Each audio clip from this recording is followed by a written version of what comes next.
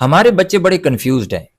ان کو سمجھ نہیں آ رہا کہ وہ دین اور دنیا میں سے کس کو فرسٹ پریورٹی بنائے اور کس کو سیکنڈ، اور اس کی وجہ پیرنٹس ہیں۔ اس لیے کہ ایک بچہ جو اسکول میں بھی پڑھتا ہے اور گھر میں قاری صاحب اس کو ٹیوشن بھی پڑھانے آتے ہیں، دونوں کے ساتھ اس کے پیرنٹس کا بیہیویئر کیا ہے بچہ اس کو آبزرو کر رہا ہوتا ہے۔ مثال کے طور پہ بچہ دیکھتا ہے کہ اسکول میں میری فیس 30,000 روپے ہے، اور گھر میں جو قاری صاحب پڑھانے آتے ہیں ان کو میرے پیرنٹس 3,000 روپے دیتے ہیں۔ اسکول میں اگر میں غیرحاضری کر لوں تو اپلیکیشن دینی پڑتی ہے، اس میں ریزن بتانا پڑتا ہے، اور مدرسے میں یا جو قاری صاحب ہمارے گھر میں آتے ہیں ان کو بغیر وجہ بتائے گھر کے دروازے ہی سے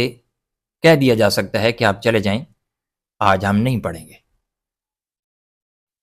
پھر قرآن پڑھنے کے لیے قاری صاحب کو گھر میں بلانا ہے،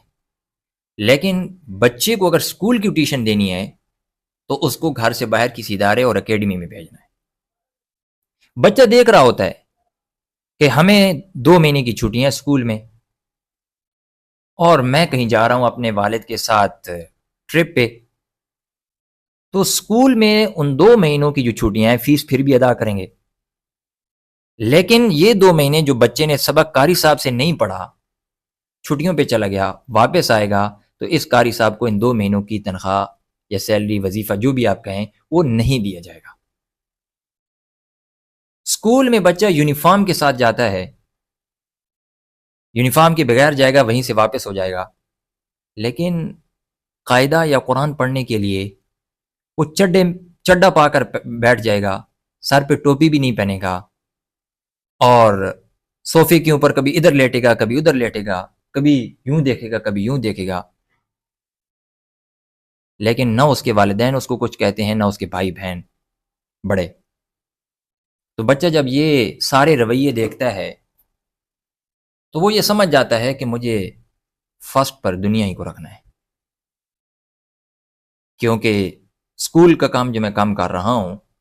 یہ شاید ان سب کاموں سے بہتر ہے جو میں قاری صاحب کے ساتھ بیٹھ کر پڑھتا ہوں یا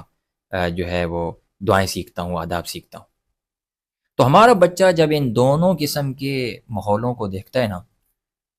تو اس وقت غالب یعنی اکثر جو بچے ہیں ہمارے، وہ اپنے ذہنوں میں یہ کلیئر کر چکے ہیں کہ دنیا کو فرسٹ پریورٹی بنانا ہے۔ دین کے اندر نہ ڈسپلن ہے، دین کے اندر نہ کوئی ریزن بتانے کی ضرورت ہے، دین کے اندر آپ ڈنڈی مار سکتے ہیں، دین کے اندر آپ کو کسی کام کے پرواہ کی ضرورت نہیں ہے، اس لیے کہ دین سستی چیز ہے، وہ آپ کو